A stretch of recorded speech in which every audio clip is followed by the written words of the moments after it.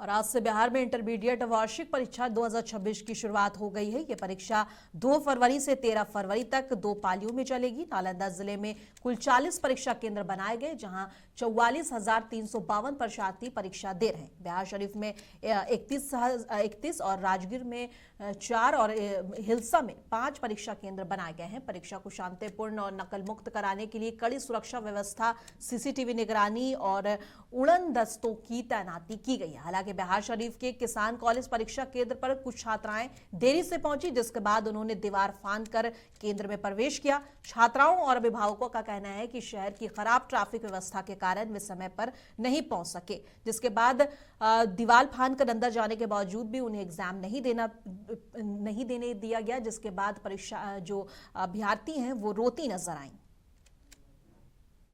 दिक्कत यही हुआ सर कि बच्ची सब समय से निकली थी, लेकिन परेशानी हुई रोड में। रोड जाम लग रही है सर, रोड जाम लग गई। माननीय श्री नीतीश कुमार मुख्यमंत्री जी कहते हैं कि स्मार्ट सिटी है, तो कहाँ गया स्मार्ट सिटी? ये बताइए, परीक्षा केंद्र में फार्म कर भी गई छात्रा है?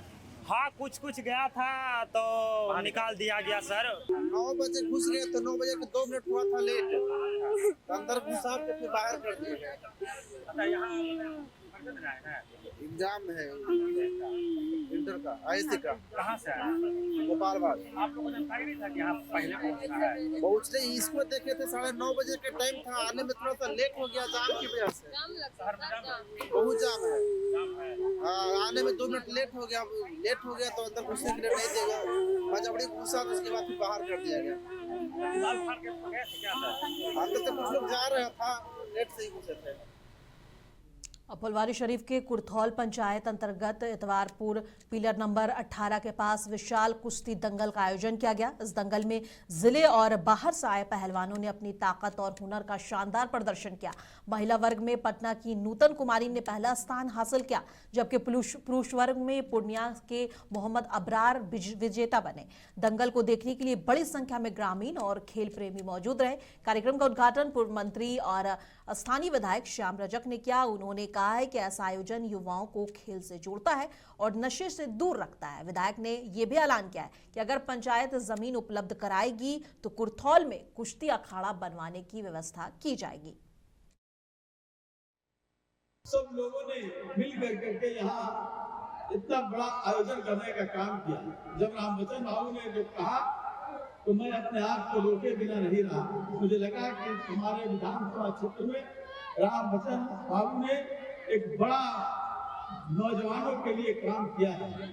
जो नौजवान आज गलत दिशा में जा रहे हैं, उनको अपने कुश्ती के द्वारा पहलवानी करके अपने आप को मजबूत करके राष्ट्र निर्माण और समाज निर्माण में भी बड़े सहायक होंगे। इसलिए कोई लंबी चौड़ी बात नहीं, चूंकि हमारे पहलवान साथी आए इस धरती पर, फुलवारी का इतवारपुर में, हम उनका हार्दिक स्वागत करते हैं, अभिवादन करते हैं, उनके प्रति आभार व्यक्त करना चाहते हैं।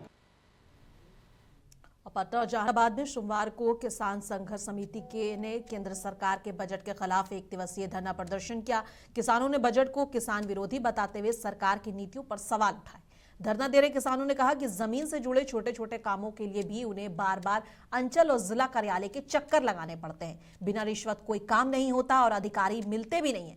किसानों का आरोप है कि ना तो फसलों की कीमत बढ़ी, न कर्ज माफी हुई और ना ही किसान सम्मान निधि में बढ़ोतरी की गई। धान की खरीद में भी किसानों को औने पौने दाम पर फसल बेचनी पड़ रही है। किसान संघर्ष समिति ने ऐलान किया है कि 17 फरवरी को मुख्यमंत्री का आवास का घेराव किया जाएगा और उससे पहले गांव-गांव जाकर किसान संवाद यात्रा निकाली जाएगी। रहा है वह दाखिल खारिज ऑनलाइन के नाम पर किसानों का भारी लूट। आज दाखिल खारिज पर मार्जन के नाम पर किसानों को भारी लूटा जा रहा है। अभी तो विभागीय मंत्री द्वारा कार्रवाई भी की गई है। कार्रवाई सिर्फ जो है कार्रवाई से कुछ सुनने वाला नहीं है कर्मचारी।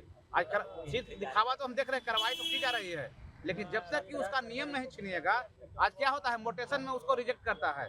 मोटेशन में जो रिजेक्ट करने का अधिकार है यह समाप्त हो और यह जवाबदेही तय हो कि अगर किसी भी किसान का अगर काम नहीं हो रहा है तो क्यों नहीं हो रहा है। भ्रष्टाचार इतना बढ़ गया है बिहार में कि किसान अपना इज्जत बचाना मुश्किल हो गया है।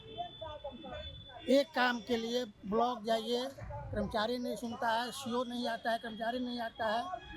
समाहरणालय में जनता दरबार लगता है, वहाँ दीजिए, वहाँ सिर्फ आवेदन ले लिया जाता है और कोई सुनवाई नहीं होता है। ये कागज लगाइए, वो कागज लगाइए। नालंदा जिले के हर गांव में बीजेपी की ओर से विकसित भारत जी राम जी योजना को लेकर जिला स्तरीय सम्मेलन आयोजित किया गया। इस कार्यक्रम में पूर्व मंत्री और बीजेपी विधायक डॉक्टर सुनील कुमार ने योजना की जानकारी दी। उन्होंने कहा कि इस योजना से गरीबों, मजदूरों और किसानों को सीधा फायदा पहुंचेगा और मजदूरों को अब 100 की जगह 125 दिन का रोजगार मिलेगा, जिससे गाँव की अर्थव्यवस्था मजबूत होगी और पलायन रुकेगा। डॉक्टर सुनील कुमार ने विपक्ष पर हमला बोलते हुए कहा है कि राम का नाम सुनते ही कुछ लोगों को परेशानी होने लगती है, जबकि राम राज्य की कल्पना महात्मा गांधी ने की थी। उन्होंने कार्यकर्ताओं से अपील की है कि वे सरकार की योजनाओं को घर घर तक पहुंचाएं और विपक्ष के दुष्प्रचार का जवाब दें। जिले का कार्यशाला है बीबी राम जी का। अपोजिशन के लोग जैसे ही राम का नाम सुनते हैं उनको करंट लग जाता है, जबकि कांग्रेस ने बार बार इस योजना का नाम बदला, अपने पूर्वजों के नाम रखा। कभी जवाहर रोजगार योजना रखा, कभी इंदिरा जी को जोड़ा, कभी पहले इंदिरा जी ने सिर्फ ग्रामीण रोजगार योजना रखा था। लेकिन जब हम लोगों ने इस योजना का लाभ पूरे देश के गरीबों को देने का प्रयास किया और जो त्रुटियां थी मनरेगा में उसको दूर करके हमने विकसित भारत, हमने नाम क्या रखा है, विकसित भारत, गारंटी फॉर रोजगार आजीविका मिशन ग्रामीण। कैमूर जिले के सोनहन थाना क्षेत्र के बहुवन गांव में इंजेक्शन वाली ड्रग्स से सेवन से 2 युवकों की मौत हो गई। ये घटना हनुमान जयंती के दिन हुई, जब पूरे गांव में उत्सव का माहौल था। जानकारी के अनुसार सुभाष तिवारी और अनिल राम गांव के ही एकांत स्थान पर ऑटो में ड्रग्स का सेवन कर बैठे और रात में उनकी मौत हो गई। सुबह ग्रामीणों ने दोनों के शव को ऑटो में पाए। पुलिस ने घटनास्थल में ड्रग्स और इंजेक्शन बरामद कर जाँच शुरू कर दी है। सुभाष तिवारी और अनिल राम, ये इन दोनों की डेड बॉडी मिली है यहाँ असराड़ी नहर पर।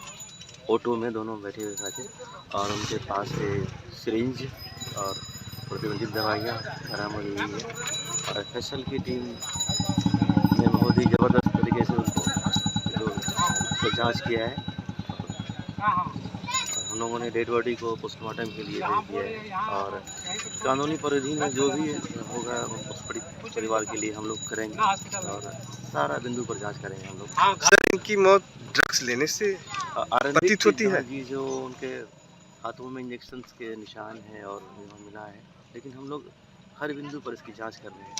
जो भी कानूनी तरीका हमारे पास है सबको अपनाएंगे।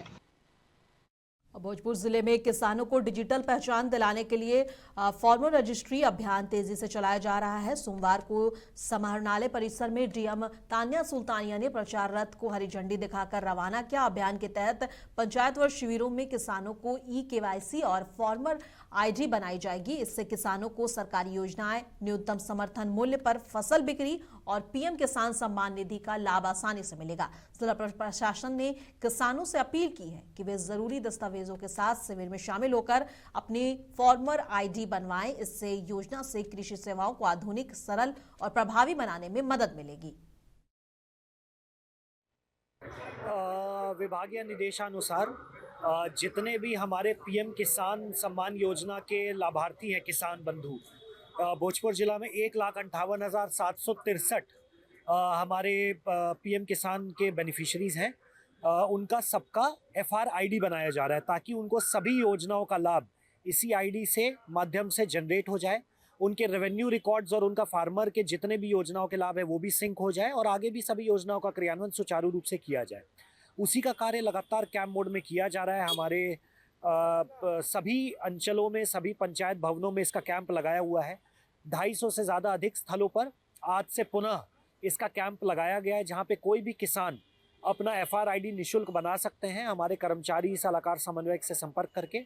साथ ही साथ 800 से अधिक जो हमारे कॉमन सर्विस सेंटर्स हैं उन पे भी एफआर आईडी बनाई जा रही है और इसमें सबसे बड़ी खासियत ये है कि पूर्व में 15 रुपए की राशि लगती थी, लेकिन अब वो भी निःशुल्क कर दिया गया है।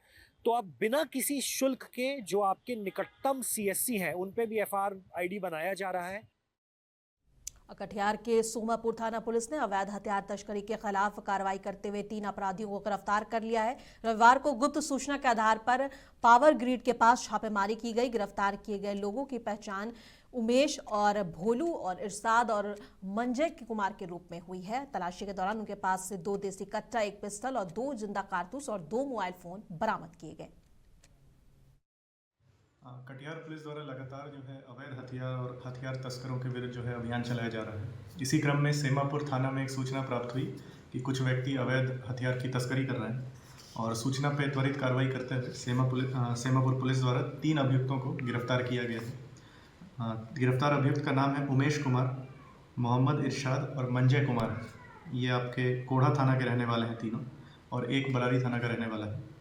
जो सामान उनके पास से बरामद किया गया है इसमें 2 देसी कट्टा, 1 पिस्टल, 2 जिंदा कारतूस और 2 मोबाइल बरामद हुआ है।